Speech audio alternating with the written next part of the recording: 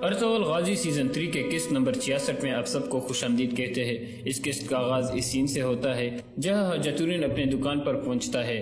دمرل کہتا ہے میں ارطغرل صاحب کو ہیلینا کے بارے میں بتانے جا رہا ہوں۔ حجتورین کہتا ہے اس کی کوئی ضرورت نہیں ہے، مجھے پتہ چلا ہے کہ ہیلینا قید خانے سے نکل آئی ہے اور وہ لوگ اسے شہزادے کی طرح رکھ رہے ہیں۔ یہ سب تب ہوا جب ارطغرل صاحب نے یاگس کی لاش کو قلعے پہنچایا۔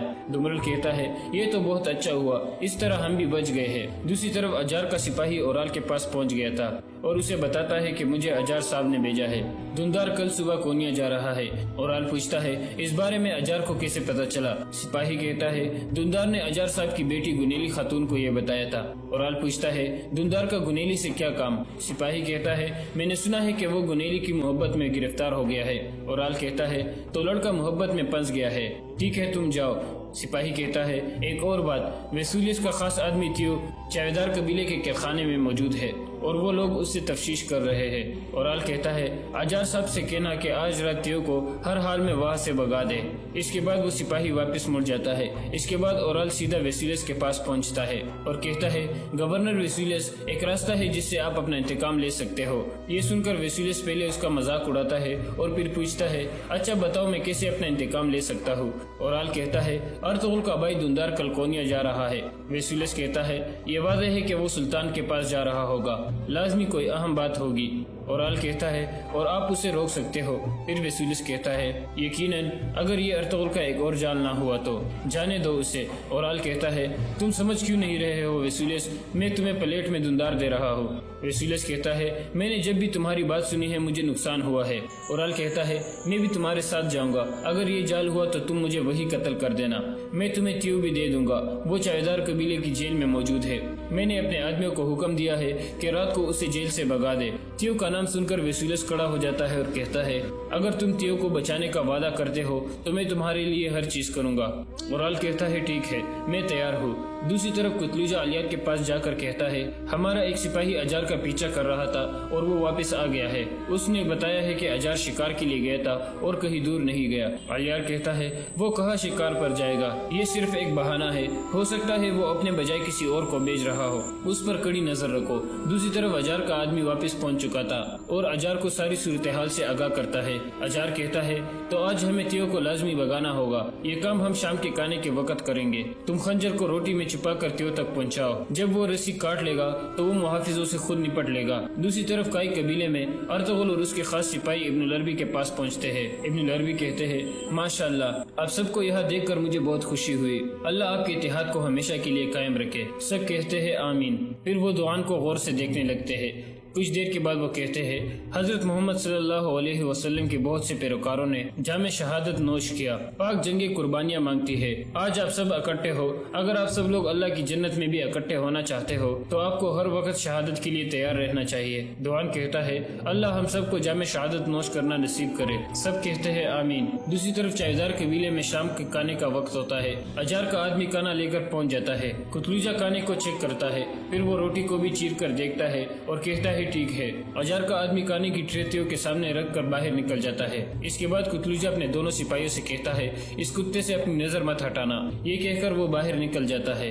اتنے میں تیو روٹی چباتا ہے تو اسے احساس ہوتا ہے کہ روٹی کے اندر کوئی چیز ہے، پھر وہ منہ دوسری طرف کر کے روٹی کے اندر سے ایک چھوٹا سا چاقو نکال لیتا ہے اور روٹی پھینک کر کہتا ہے لے جاؤ اسے، مجھے بھوک نہیں ہے۔ یہ سن کر ایک سپاہی اس کی طرف بڑھتا ہے تو تیو اس پر حملہ کر دیتا ہے۔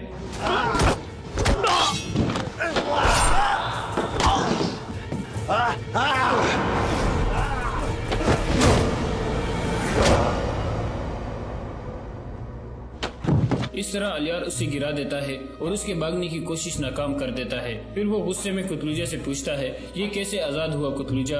अगर ये भाग जाता तो हम अर्तुगरुल साहब को क्या मुंह दिखाते? कुतलुजा तेव के हाथ में एक चाकू देख लेता है और कहता है, इसने रस्सी को काटा है सरदार, किसी आदमी ने इसे चाकू दिया है। अलियार कहता है, यार अब मैं इस गद्दारी से थक चुका हूँ, मैं आप पर एतमाद करता हूँ और आप मेरी मदद फरमाएं। दूसरी तरफ काई कबीले में दुआन और बानू जिजिक अपने खेमे में मौजूद होते हैं। दुआन कहता है, जिजिक खातून आप माँ बनने वाली हो, थोड़ी आहिस्ता काम करो। बानू जिजिक कहती है, आपने सुबह सवेरे रवाना होना है, इसलिए मुझे ये काम करने दे। दुआन उसका बाजू पकड़कर कहता है, इन कपड़ों को छोड़ दो, तुम मेरे बेग को अपनी मुस्कुराहट और अपने दिल से भर दो। बानू जिजिक कहती है, आप दोबारा जिम्मेदारी पर जा रहे हो, मुझे आप पर फख्र है, लेकिन मैं खौफजदा हूँ, आपने मुझे जिम्मेदारी के बारे में नहीं बताया। दुआन कहता है, देखो जिजिक, जब मैंने अर्तुगरुल साहब के पीछे चलने का फैसला किया था तो मैं शहीद होने के लिए तैयार था। अब मैं सिर्फ ये चाहता हूँ कि हमारे बच्चे को हमारी तरह हिजरत ना करनी पड़े और मैं चाहता हूँ कि वो अपने वतन में आजादी से घूम फिर सके। तुम परेशान ना हो, मैं जल्द वापस आ जाऊंगा। बानो जिजिक कहती है,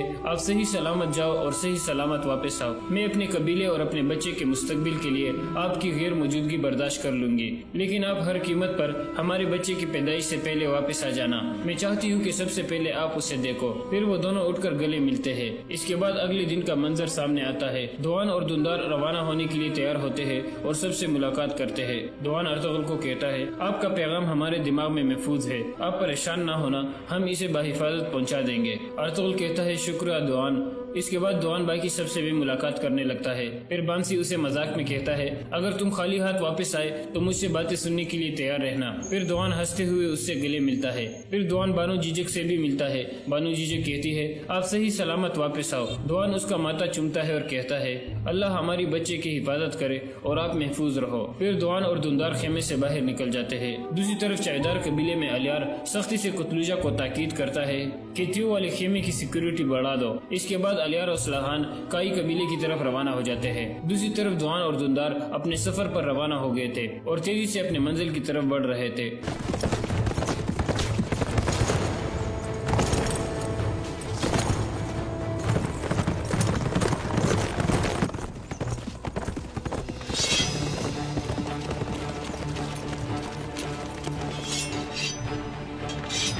वेसुलियस के आदमी उन दोनों को चारों तरफ से घेर लेते हैं। वेसुलियस कहता है,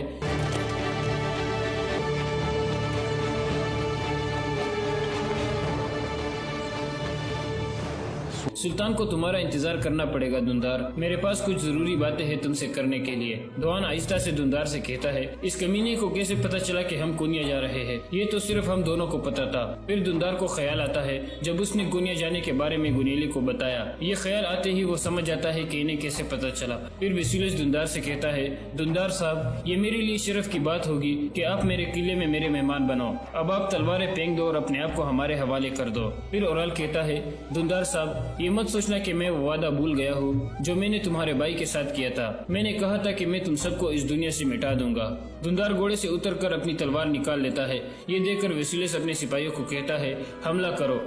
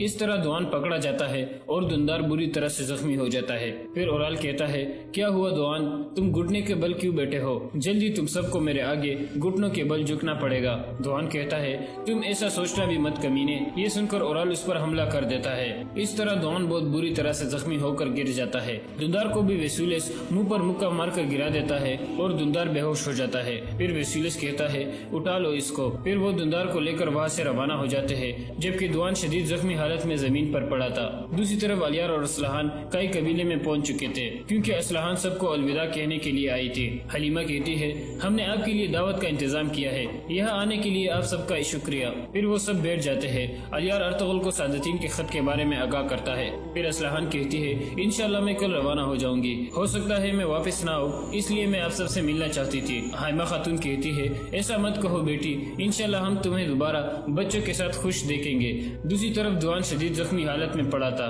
پھر وہ دعا مانگتا ہے، یا اللہ قبیلے پہنچنے سے پہلے مجھے مرنے مت دینا، مجھے صرف ایک دفعہ میرے سردار سے ملوا دے۔ پھر وہ اپنے گھوڑے کی طرف بڑھنے کی کوشش کرتا ہے۔ دوسری طرف حلیمہ اسلحان کو ایک بیلٹ تحفے میں دیتی ہے۔ اسلحان اس کا شکریہ ادا کرتی ہے اور پھر اس کے آنکھوں میں آنسو آ جاتے ہیں۔ حائمہ خاتون کہتی ہے، تم پریشان مت ہو بیٹی، ہمارا قبیلہ تمہارے اپنے گھر جیسا ہے، تم جب چاہے یہاں آ سکتی ہو۔ دوسری طرف کاراجیسر میں حاجہ تورین اور دمرل اپنی دکان میں موجود تھے۔ اتنے میں انہیں شور کی آواز آتی ہے تو وہ فوراً باہر کی طرف چلے جاتے ہیں۔ ویسولیس واپس پہنچ چکا تھا اور دندار کو گرفتار کر کے لایا تھا۔ وہاں کے لوگ اسے پتھر مار رہے تھے اور اسے برا بھلا کہہ رہے تھے، کیونکہ وہ ترکوں کو اپنے کمانڈروں کی موت کا ذمہ دار سمجھتے تھے۔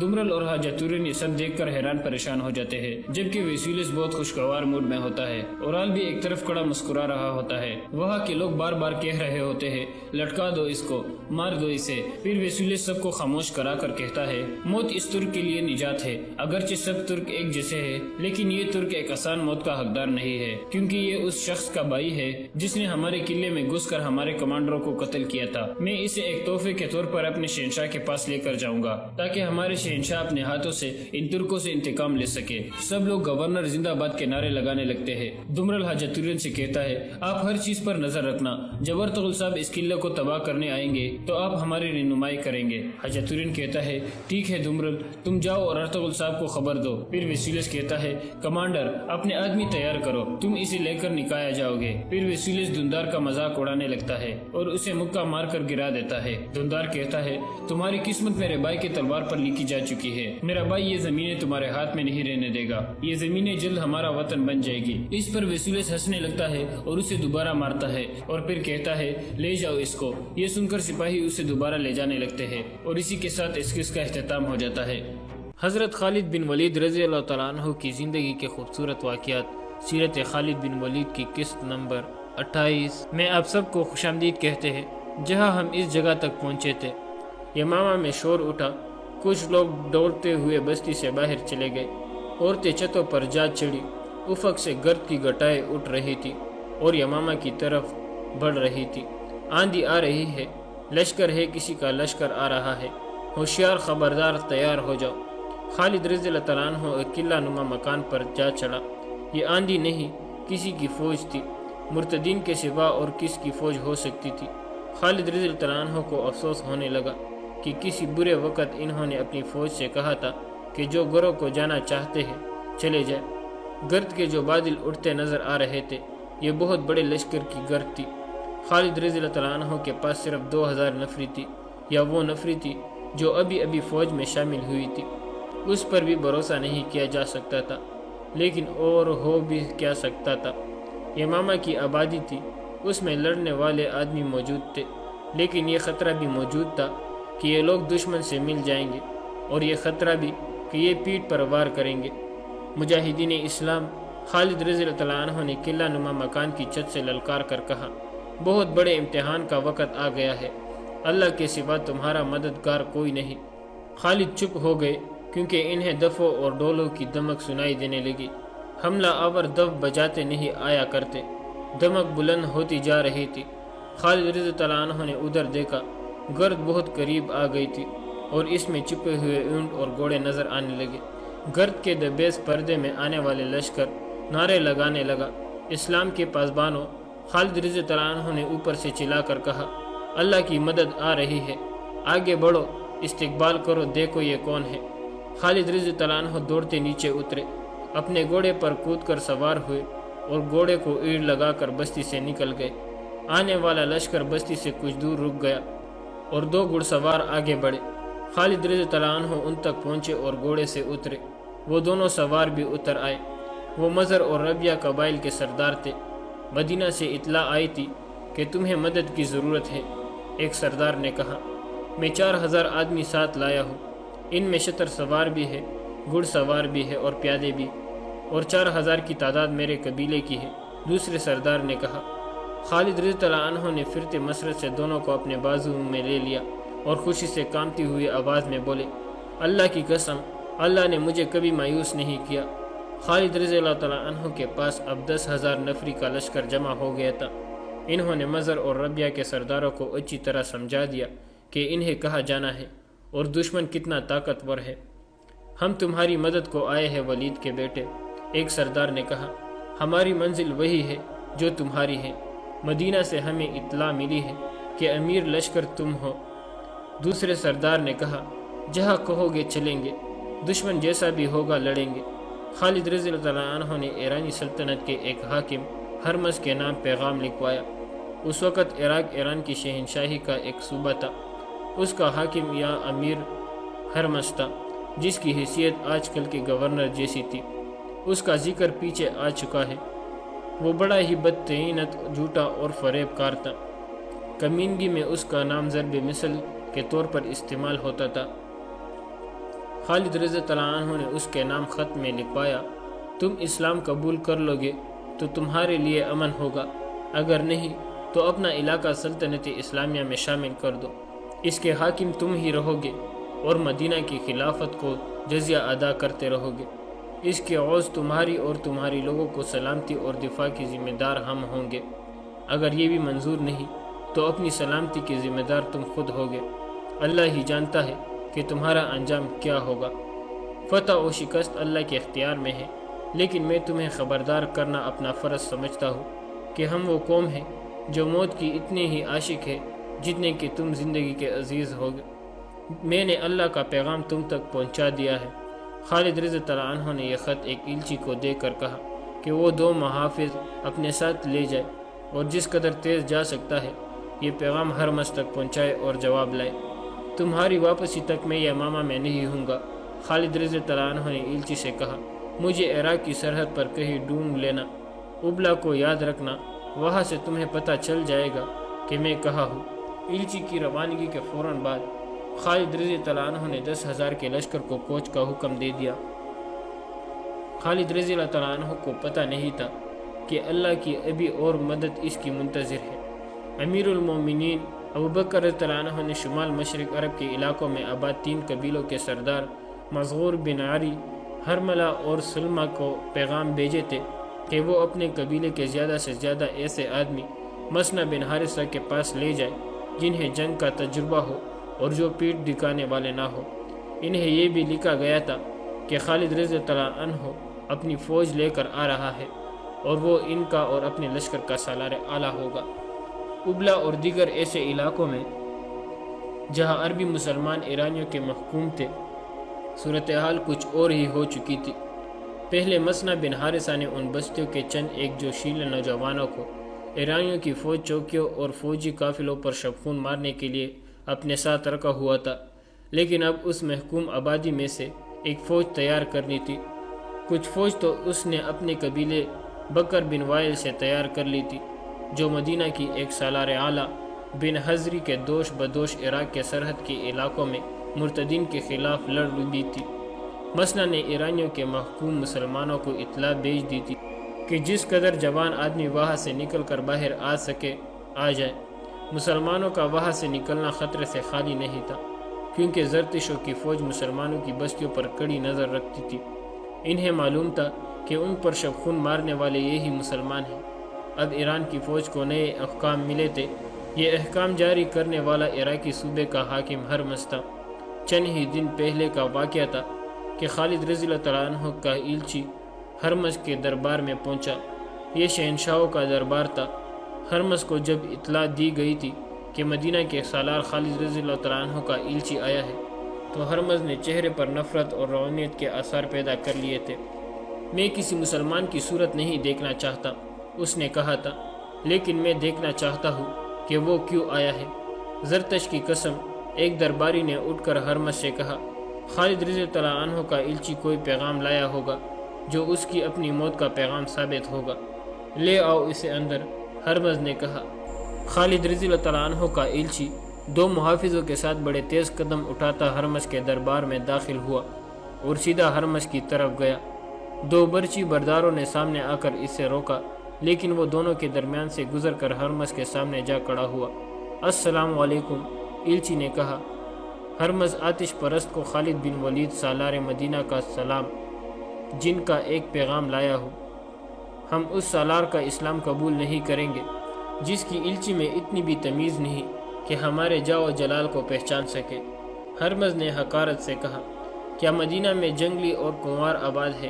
کیا تمہیں نہیں بتایا گیا کہ تم ایک شاہی دربار میں جا رہے ہو؟ تمہیں دربار کے آداب نہیں سکھائے گئے؟ مسلمان صرف اللہ کے دربار کے آداب سے آگاہ ہوتا ہے۔ ایلچی نے جرأت سے سر کچھ اور اونچا کر کے کہا، اس انسان کو اسلام کوئی حیثیت نہیں دیتا جو اللہ کے بندوں پر اپنے دربار کا رعب گانٹتا ہے۔ میں تمہارا درباری نہیں، اس سالار کا ایلچی ہوں جسے اللہ کے رسول صلی اللہ علیہ وسلم نے اللہ کی تلوار کہا ہے۔ ہرمز کے سامنے وہ تلوار کند ہو جائے گی۔ ہرمز نے فرعونوں کے سے لہجے میں کہا۔ وہ ہاتھ بڑھا کر تحکمانہ لہجے میں بولا، لاؤ تمہارے اللہ کی تلوار نے کیا پیغام بھیجا ہے۔ ایلچی نے پیغام اس کے ہاتھ میں دے دیا، جو وہ اس طرح پڑھنے لگا جیسے ازراہ مذاق اس نے ایک کاغذ ہاتھ میں لے لیا ہو۔ پیغام پڑھ کر اس نے اسے مٹھی میں اس طرح چوڑ مڑ کر دیا جیسے یہ ایک ردی کا ٹکڑا ہو جسے وہ پھینک دے گا۔ کیا کیڑے مکوڑے یہ خواب دیکھ رہے ہیں کہ وہ ایک چٹان سے ٹکر لے سکیں گے؟ ہرمز نے کہا، کیا مدینہ والوں کو کسی نے نہیں بتایا کہ ہیرکل بھی اس چٹان سے ٹکرا کر اپنا سر پھوڑ چکا ہے؟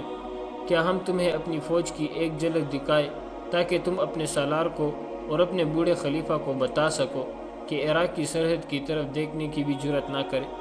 مجھے سالار آنا نے صرف یہ حکم دیا تھا کہ یہ پیغام ہرمز تک پہنچا کر اس کا جواب لاؤ۔ ایلچی نے کہا، میں تمہاری کسی بات کا جواب نہیں دے سکتا کیونکہ مجھے ایسا کوئی حکم نہیں ملا۔ تم جیسے ایلچی کے ساتھ ہم یہ سلوک کرتے ہیں کہ اسے قید خانے میں پھینک دیتے ہیں۔ ہرمز نے کہا، اگر ہم رحم کریں تو اسے قید خانے کی اذیت سے بچانے کے لیے جلاد کے حوالے کر دیتے ہیں۔ میری جان میرے اللہ کے ہاتھوں میں ہے۔ ایلچی نے پہلے سے زیادہ جرأت سے کہا، اگر تم مسلمان ہوتے تو تمہیں علم ہوتا کہ مہمان کے ساتھ کیا سلوک کیا جاتا ہے، لیکن اللہ کے منکر اور آگ کے پجاری سے اس سے بہتر سلوک کی توقع نہیں کی جا سکتی۔ مجھے جلاد کے حوالے کر دو، لیکن یہ سوچ لو کہ مسلمان میرے اور میرے محافظوں کے خون کے ایک ایک قطرے کا انتقام لیں گے۔ ہرمز بدک کر سیدھا ہو بیٹا۔ غصے سے اس کی آنکھیں لال سرخ ہو گئی، ویسے ہی سرخی اس کے چہرے پر بھی آئی جیسے کہ وہ خالد رضی اللہ تعالیٰ عنہ کی اس ایلچی کو کچا چبا جائے گا۔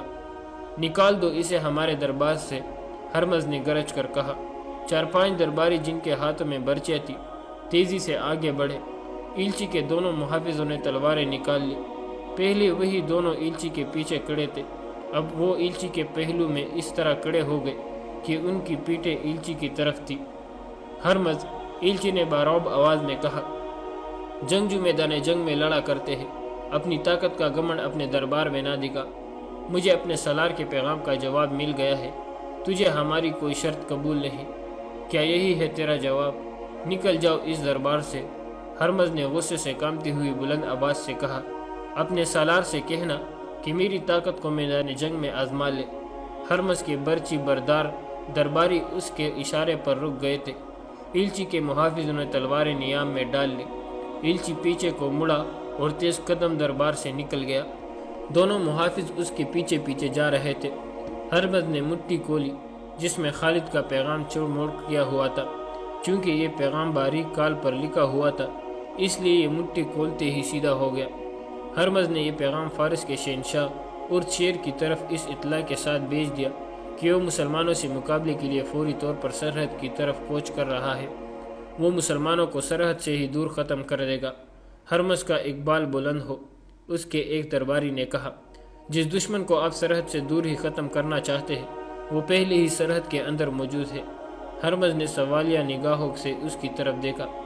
یہ وہ عربی مسلمان ہے، اس درباری نے کہا، جو دجلہ اور فرات کے اس علاقے میں آباد ہے جہاں یہ دونوں دریا ملتے ہیں۔ یہ علاقہ ابلا تک چلا جاتا ہے۔ انہوں نے کب کی سلطنت ایران کے خلاف جنگ شروع کر رکھی ہے۔ مدینہ والوں نے ہم پر حملہ کیا تو یہ مسلمان ان سے مل جائیں گے۔ میں ایک عرض کرنے کی جرت کرتا ہوں، ایک فوجی مشیر نے کہا، کئی دنوں سے اطلاع مل رہی ہے کہ مسلمان جو لڑنے کے قابل ہے یعنی جوان ہے وہ اپنی بستیوں سے غائب ہوتے جا رہے ہیں۔ وہ یقیناً مسنع بن حارثہ تک پہنچ رہے ہیں۔ اس میں کوئی شک نہیں کہ وہ فوج کی صورت منظم ہو رہے ہیں۔ کیا تم نے فرار کا یہ سلسلہ روکنے کے لیے کوئی کارروائی کی ہے؟ ہرمز نے پوچھا۔ فوجی دستے باقاعدہ نگرانی کر رہے ہیں، فوجی مشیر نے جواب دیا۔ اس کے باوجود مسلمان غائب ہو رہے ہیں۔ ہرمز نے غصے اور طنز سے کہا، سرحدی چوکیوں کو ابھی حکم بھیجو کہ مسلمانوں کی بستیوں پر چاپے مارتے رہے۔ ہر بستی کے تمام آبادی کو باہر نکال کر دیکھے کہ کتنے آدمی غائب ہیں اور وہ کب سے غائب ہیں۔ جس گھر کا آدمی غائب ہو اس گھر کو آگ لگا دو۔ کوئی مسلمان سرحد کی طرف جاتا نظر آئے تو اسے پکڑ کر قتل کر دو یا دور سے اس پر تیر چلا دو۔ اس علاقے میں مسلمانوں کی ایک بستی تھی جو سرحد کے بالکل قریب تھی۔ ایرانی فوج کی تھوڑی سی نفری نے اس بستی میں جا کر اعلان کیا کہ بچے سے بوڑھے تک باہر نکل آئے۔ سپاہیوں نے گھروں میں گھس گھس کر لوگوں کو باہر نکالنا شروع کر دیا۔ عورتوں کو الگ اور مردوں کو الگ کھڑا کر دیا۔ سپاہیوں کا انداز بڑا ہی ظالمانہ تھا۔ وہ گالیوں کی زبان میں بات کرتے اور ہر کسی کو دھکے دے دے کر ادھر سے ادھر کرتے۔ انہوں نے اعلان کیا کہ ان آدمیوں کے نام بتائے جائیں اور ان کے گرد دکھائے جائیں جو بستی میں نہیں ہے۔ تمام آبادی خاموش رہی۔ جواب دو، ایرانی کمانڈر نے غصے سے چلاتے ہوئے کہا۔ اسے کوئی جواب نہ ملا۔ کمانڈر نے آگے بڑھ کر ایک بوڑھے آدمی کو گریبان سے پکڑ کر اپنی طرف گھسیٹا اور اس سے پوچھا کہ اس ہجوم میں کون کون نہیں ہے۔ مجھے معلوم نہیں، بوڑھے نے جواب دیا۔ کمانڈر نے نیام سے تلوار نکال کر بوڑھے کی پیٹھ میں گھوم دی اور تلوار زور سے باہر کو کھینچی۔ بوڑھا دونوں ہاتھ پیٹھ پر رکھ کر گر پڑا۔ کمانڈر پھر ایک بار لوگوں کی طرف متوجہ ہوا۔ اچانک ایک طرف سے 8-10 گھوڑے سر پر دوڑ آتے ہوئے۔ ان کے سواروں کے ہاتھوں میں برچیاں تھی۔ ایرانی فوج دیکھنے بھی نہ پائی کہ یہ کون ہے۔ ان میں سے کئی ایک کے جسموں میں برچیاں اتر چکی تھی اور گھوڑے جس طرح آئے تھے اسی طرح سر پر دوڑتے بستی سے نکل گئے۔ ایرانی فوجیوں کی تعداد 40-50 تھی۔ ان میں بگدڑ مچ گئی۔ ان میں سے 8-10 زمین پر پڑے تڑپ رہے تھے۔ گھوڑوں کی قدموں کی دمک سنائی دے رہی تھی جو دوڑتی ہٹتی گئی اور اب پھر قریب آنے لگی۔ اب فوجیوں نے بھی برچیاں اور تلواریں تان لی اور اس طرف دیکھنے لگے جدھر سے گھوڑوں کی آوازیں آ رہی تھی۔ پیچھے سے بستی کی آبادی ان کے اوپر ٹوٹ پڑی۔ ان سپاہیوں میں سے وہی زندہ رہے جو کسی طرف بھاگ نکلے تھے۔ جب سوار بستی میں پہنچے تو انہیں گھوڑے روکنے پڑے کیونکہ ان کی راہ میں بستی کے لوگ حائل تھے جو ایرانی فوجیوں کا کشت و خون کر رہے تھے، جاتے نہیں آیا کرتے۔ دمک بلند ہوتی جا رہی تھی۔ خالد رضی اللہ عنہ نے ادھر دیکھا، گرد بہت قریب آ گئی تھی اور اس میں چھپے ہوئے اونٹ اور گھوڑے نظر آنے لگے۔ گرد کے دبیز پردے میں آنے والے لشکر نعرے لگانے لگا، اسلام کے پاسبانوں! خالد رضی اللہ عنہ نے اوپر سے چلا کر کہا، اللہ کی مدد آ رہی ہے، آگے بڑھو، استقبال کرو، دیکھو یہ کون ہے۔ خالد رضی اللہ عنہ دوڑتے نیچے اترے، اپنے گھوڑے پر کود کر سوار ہوئے اور گھوڑے کو ایڑ لگا کر بستی سے نکل گئے۔ آنے والا لشکر بستی سے کچھ دور رک گیا اور 2 گھڑ سوار آگے بڑھے۔ خالد رضی اللہ عنہ ان تک پہنچے اور گھوڑے سے اترے۔ وہ دونوں سوار بھی اتر آئے۔ وہ مضر اور ربیہ قبائل کے سردار تھے۔ مدینہ سے اطلاع آئی تھی کہ تمہیں مدد کی ضرورت ہے، ایک سردار نے کہا۔ میں 4000 آدمی ساتھ لایا ہوں، ان میں شتر سوار بھی ہے، گھڑ سوار بھی ہے اور پیادے بھی، اور 4000 کی تعداد میرے قبیلے کی ہے۔ دوسرے سردار نے کہا۔ خالد رضی اللہ عنہ نے پھرتے مسرت سے دونوں کو اپنے بازو میں لے لیا اور خوشی سے کانپتی ہوئی آواز میں بولے، اللہ کی قسم، اللہ نے مجھے کبھی مایوس نہیں کیا۔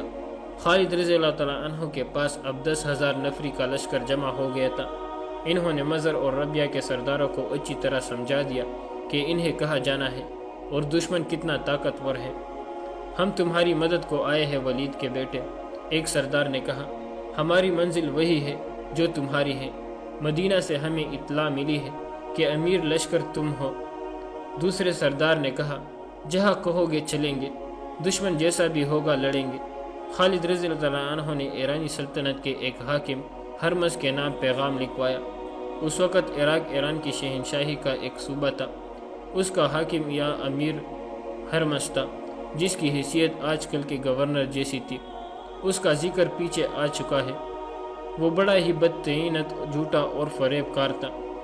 کمینگی میں اس کا نام ضرب مثل کے طور پر استعمال ہوتا تھا۔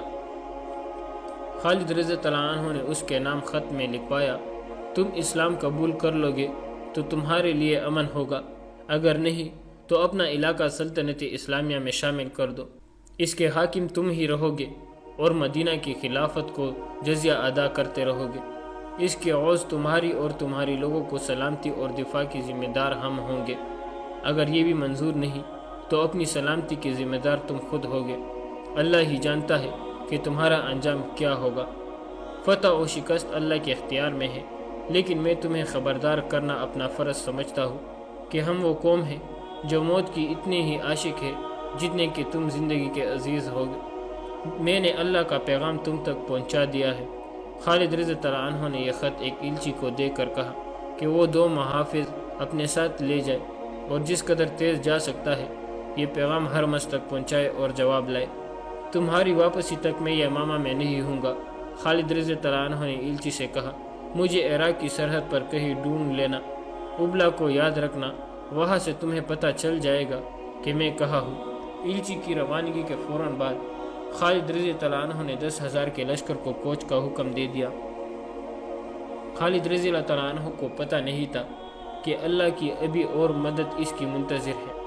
امیر المومنین ابوبکر رضی اللہ عنہ نے شمال مشرق عرب کے علاقوں میں آباد 3 قبیلوں کے سردار مزغور بن عاری، ہرملہ اور سلمہ کو پیغام بھیجے تھے کہ وہ اپنے قبیلے کے زیادہ سے زیادہ ایسے آدمی مسنہ بن حارثہ کے پاس لے جائیں جنہیں جنگ کا تجربہ ہو اور جو پیٹھ دکھانے والے نہ ہو۔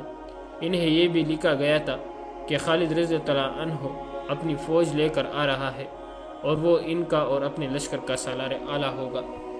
ابلا اور دیگر ایسے علاقوں میں جہاں عربی مسلمان ایرانیوں کے محکوم تھے، صورتحال کچھ اور ہی ہو چکی تھی۔ پہلے مسنہ بن حارثہ نے ان بستیوں کے چند ایک جوشیل نوجوانوں کو ایرانیوں کی فوج چوکیوں اور فوجی قافلوں پر شبخون مارنے کے لیے اپنے ساتھ رکھا ہوا تھا، لیکن اب اس محکوم آبادی میں سے ایک فوج تیار کرنی تھی۔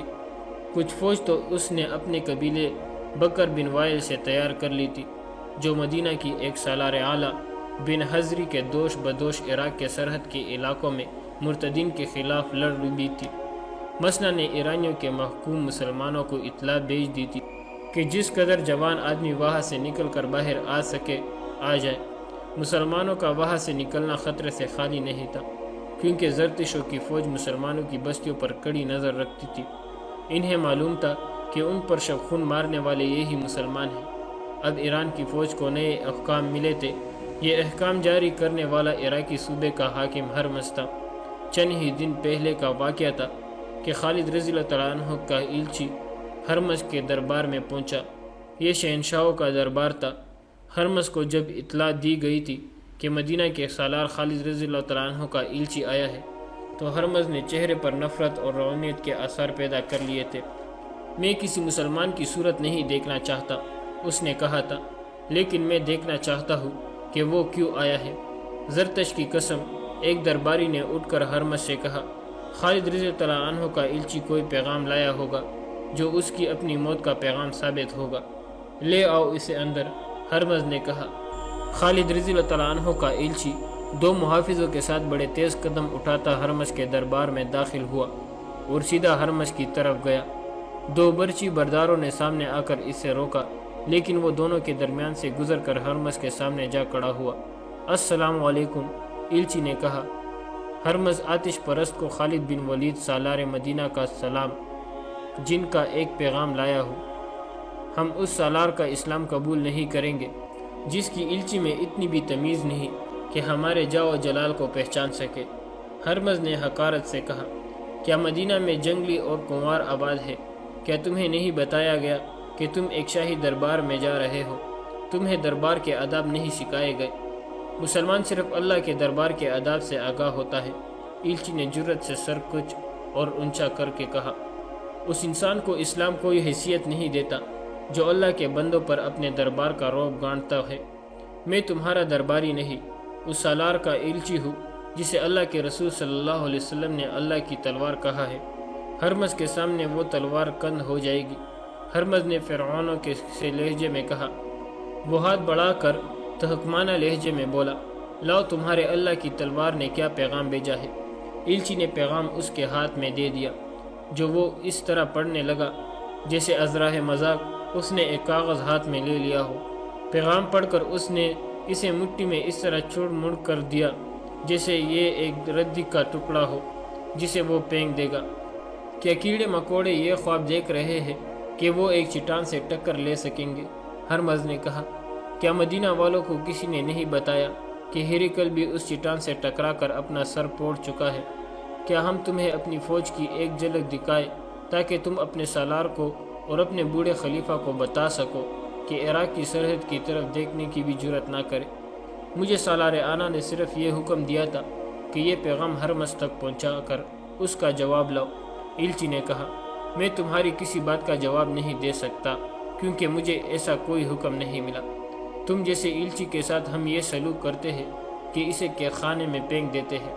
ہرمز نے کہا، اگر ہم رحم کریں تو اسے قید خانے کی اذیت سے بچانے کے لیے جلاد کے حوالے کر دیتے ہیں۔ میری جان میرے اللہ کے ہاتھوں میں ہے۔ ایلچی نے پہلے سے زیادہ جرت سے کہا، اگر تم مسلمان ہوتے تو تمہیں علم ہوتا کہ مہمان کے ساتھ کیا سلوک کیا جاتا ہے، لیکن اللہ کے منکر اور آگ کے پجاری سے اس سے بہتر سلوک کی توقع نہیں کی جا سکتی۔ مجھے جلاد کے حوالے کر دو، لیکن یہ سوچ لو کہ مسلمان میرے اور میرے محافظوں کے خون کے ایک ایک قطرے کا انتقام لیں گے۔ ہرمز بدک کر سیدھا ہو بیٹھا۔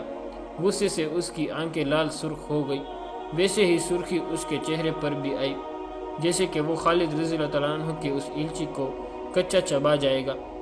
نکال دو اسے ہمارے دربار سے، ہرمز نے گرج کر کہا۔ 4-5 درباری جن کے ہاتھ میں برچے تھی تیزی سے آگے بڑھے۔ ایلچی کے دونوں محافظوں نے تلواریں نکال لی۔ پہلے وہی دونوں ایلچی کے پیچھے کھڑے تھے، اب وہ ایلچی کے پہلو میں اس طرح کھڑے ہو گئے کہ ان کی پیٹھیں ایلچی کی طرف تھی۔ ہرمز، ایلچی نے بارعب آواز میں کہا، جنگجو میدان جنگ میں لڑا کرتے ہیں، اپنی طاقت کا گھمنڈ اپنے دربار میں نہ دکھا۔ مجھے اپنے سالار کے پیغام کا جواب مل گیا ہے، تجھے ہماری کوئی شرط قبول نہیں۔ کیا یہی ہے تیرا جواب؟ نکل جاؤ اس دربار سے۔ ہرمز نے غصے سے کانپتی ہوئی بلند آواز سے کہا، اپنے سالار سے کہنا کہ میری طاقت کو میدان جنگ میں آزما لے۔ ہرمز کے برچی بردار درباری اس کے اشارے پر رک گئے تھے۔ ایلچی کے محافظوں نے تلواریں نیام میں ڈال لی۔ ایلچی پیچھے کو مڑا اور تیز قدم دربار سے نکل گیا۔ دونوں محافظ اس کے پیچھے پیچھے جا رہے تھے۔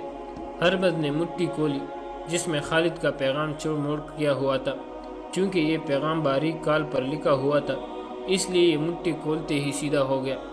ہرمز نے یہ پیغام فارس کے شہنشاہ اور شیر کی طرف اس اطلاع کے ساتھ بھیج دیا کہ وہ مسلمانوں سے مقابلے کے لیے فوری طور پر سرحد کی طرف کوچ کر رہا ہے۔ وہ مسلمانوں کو سرحد سے ہی دور ختم کر دے گا۔ ہرمز کا اقبال بلند ہو، اس کے ایک درباری نے کہا، جس دشمن کو آپ سرحد سے دور ہی ختم کرنا چاہتے ہیں وہ پہلے ہی سرحد کے اندر موجود ہے۔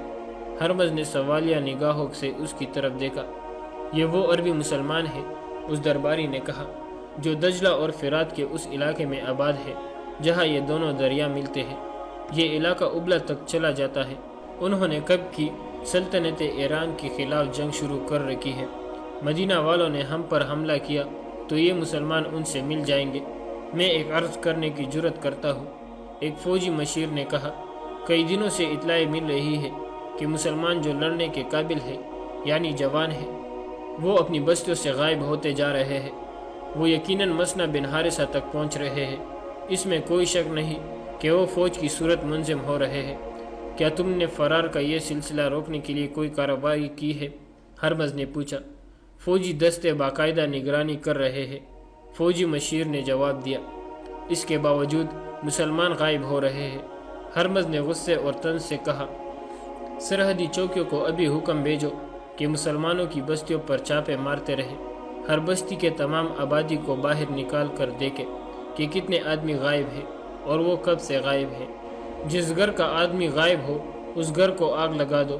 کوئی مسلمان سرحد کی طرف جاتا نظر آئے تو اسے پکڑ کر قتل کر دو یا دور سے اس پر تیر چلا دو۔ اس علاقے میں مسلمانوں کی ایک بستی تھی جو سرحد کے بالکل قریب تھی۔ ایرانی فوج کی تھوڑی سی نفری نے اس بستی میں جا کر اعلان کیا کہ بچے سے بوڑھے تک باہر نکل آئے۔ سپاہیوں نے گھروں میں گھس گھس کر لوگوں کو باہر نکالنا شروع کر دیا، عورتوں کو الگ اور مردوں کو الگ کھڑا کر دیا۔ سپاہیوں کا انداز بڑا ہی ظالمانہ تھا، وہ گالیوں کی زبان میں بات کرتے اور ہر کسی کو دھکے دے دے کر ادھر سے ادھر کرتے۔ انہوں نے اعلان کیا کہ ان آدمیوں کے نام بتائے جائیں اور ان کے گرد دکھائے جائیں جو بستی میں نہیں ہیں۔ تمام آبادی خاموش رہی۔ جواب دو، ایرانی کمانڈر نے غصے سے چلاتے ہوئے کہا۔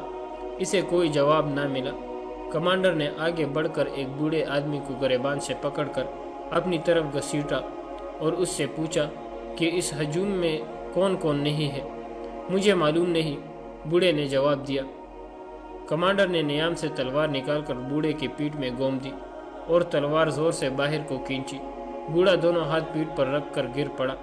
کمانڈر پھر ایک بار لوگوں کی طرف متوجہ ہوا۔ اچانک ایک طرف سے 8-10 گھوڑے سر پر دوڑ آتے ہوئے، ان کے سواروں کے ہاتھوں میں برچیاں تھی۔ ایرانی فوج دیکھنے بھی نہ پائی کہ یہ کون ہے۔ ان میں سے کئی ایک کے جسموں میں برچیاں اتر چکی تھی اور گھوڑے جس طرح آئے تھے اسی طرح سر پر دوڑتے بستی سے نکل گئے۔